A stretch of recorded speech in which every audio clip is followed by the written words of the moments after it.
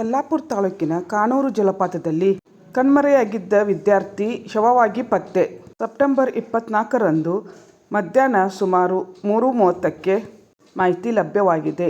ತಾಲೂಕಿನ ವಜ್ರಳ್ಳಿ ಸಮೀಪದ ಕಾನೂರು ಜಲಪಾತದಲ್ಲಿ ಆಯತಪ್ಪಿ ನೀರಿಗೆ ಬಿದ್ದಿದ್ದ ವಿದ್ಯಾರ್ಥಿಯ ಶವ ಅವನು ಬಿದ್ದಿದ್ದ ಸ್ಥಳದಲ್ಲಿಯೇ ಪತ್ತೆಯಾಗಿದೆ.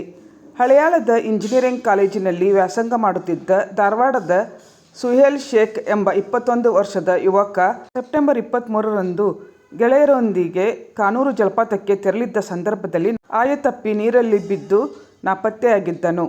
ಅಗ್ನಿಶಾಮಕ ದಳ ಮತ್ತು ಪೊಲೀಸ್ ಇಲಾಖೆ ರಾತ್ರಿಯಿಡೀ ಶೋಧ ಕಾರ್ಯಾಚರಣೆ ನಡೆಸಿದ್ದರೂ ಕತ್ತಲಾದ ಕಾರಣ ಕಾರ್ಯಾಚರಣೆ ಸ್ಥಗಿತಗೊಂಡಿತ್ತು. ಬುಧವಾರ ಬೆಳಗ್ಗೆ ಪುನಃ ಶೋಧ ಕಾರ್ಯ ಆರಂಭಿಸಿದಾಗ ಸುಹೇಲ್ ಅವರ ಮೃತದೇಹ ಸಿಕ್ಕಿದೆ. ಮರಣೋತ್ತರ ಪರೀಕ್ಷೆಗಾಗಿ ಶವವನ್ನು ಯಲ್ಲಾಪುರ ಸರ್ಕಾರಿ ಆಸ್ಪತ್ರೆಗೆ ಕಳುಹಿಸಲಾಗಿದೆ.